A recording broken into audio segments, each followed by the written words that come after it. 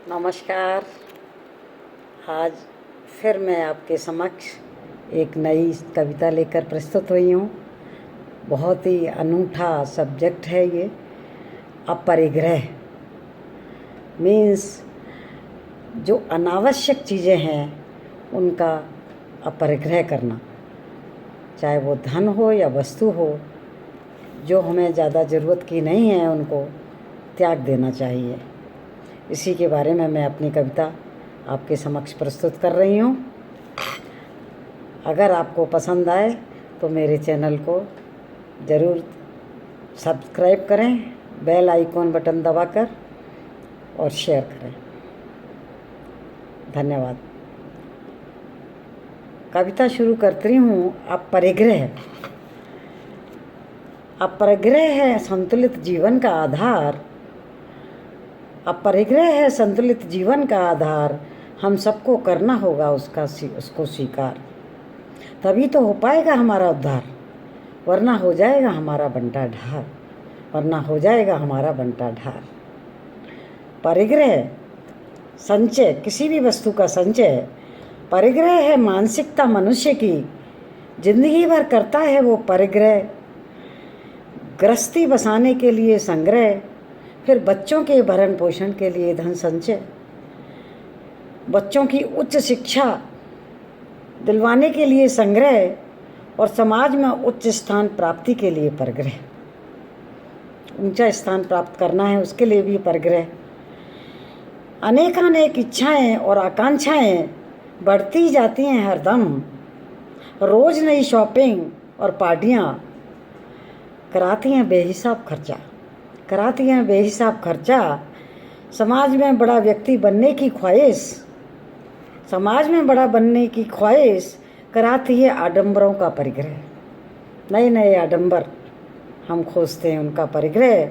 और परिग्रह भी है ज़रूरी जीवन में।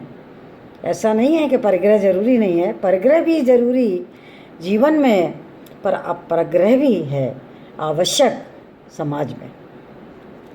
अतः आकांक्षा और कामना है अनंत। हमारी इच्छाएं बहुत हैं, आकांक्षा और कामना है अनंत, नहीं है उसका कोई अंत। पैदा होते हैं जिससे अनेकों व्यसन, बुरी आदतें पैदा होते हैं जिससे अनेकों व्यसन। चोरी, शराब, अत्याचार, बलात्कार जैसे कुकर्म। बिगड़ते हैं बच्चों के आचार विचार, और हो जाते हैं हम बुरी आदतों के शिकार, और हो जाते हैं हम बुरी आदतों के शिकार। खुद मनुष्य हो जाता है अहंकारी, अहंकार आ जाता है उसके अंदर। महिलाएं हो जाती हैं ऐशोआराम की आदी। समाज में संतुलन बनाए रखना है मजबूरी, समाज में संतुलन बनाए रखना है हमारी मजबूरी। और अतः अपरिग्रह भी है अत्यंत जरूरी, अपरिग्रह भी है अत्यंत जरूरी। भगवान ने बनाया है हमको निमित्त। अपरिग्रह द्वारा ही हो सकता है समाज संतुलित, और फिर सभी होंगे स्वस्थ, सुखी और शिक्षित।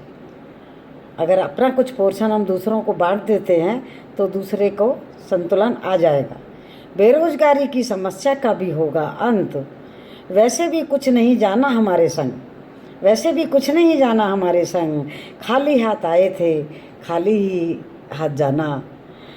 फिर क्यों है हम लिप्त संग्रह करने में धन, फिर क्यों है हम लिप्त संग्रह करने में इतना धन, जिससे होता है व्यसनों का आगमन, जिससे होता है व्यसनों का आगमन। अतः परिग्रह है श्रेष्ठ विचार। अपनाना होगा हमको सादा जीवन, उच्च विचार। हो सके तो करो गरीबों का उद्धार, हो सके तो करो गरीबों का उद्धार। से पूरा देश हो सके एक समान, पूरा देश हो सके एक समान। ना कोई छोटा ना कोई बड़ा, जीवन में हो सके मानवता का संचार। तब कहीं हो पाएगा जीवन का उद्धार, और हम हो जाएंगे मोक्ष के हकदार। किसी ने कहा है, कवि ने, साहिब इतना दीजिए जामे कुटुंब समाए, खुद भी भूखा ना रहूं साधु न भूखा जाए। हे ईश्वर, हमें इतना धन प्रदान कीजिए जिसमें हमारा कुटुंब समा जाए और हम भी भूखे नहीं रहें, और हमारे अतिथि भी भूखे नहीं जाए। अनावश्यक संग्रह है दुखदायक, कोई भी चीज़ हो। अनावश्यक संग्रह है दुखदायक, सुखी रहना है तो संग्रह का करें त्याग। वेदों और ईश्वर का मानिएगा आदेश, उसने बनाया है हमें त्याग के निमित्त तथा दूसरों की सहायता के हेतु। तभी होगा असहायों का बेड़ा पार, तभी होगा असहायों का बेड़ा पार, और जीवन होगा निस्वार्थ और निष्पाप। जीवन होगा निस्वार्थ और निष्पाप। धन्यवाद।